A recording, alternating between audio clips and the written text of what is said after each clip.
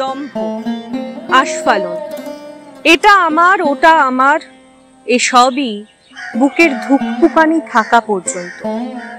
যখনই বুকের হৃদস্পন্দন বন্ধ হবে, যেই চুল্লির আগুনে নৎসাৎ দেহটা পুড়ে ছাই হয়ে যাবে, তখনই ৪৫ মিনিট পর আপনার নাভিকুণ্ডটি একটি সরায় এনে আপনার পরিবারের হাতে তুলে দেবে।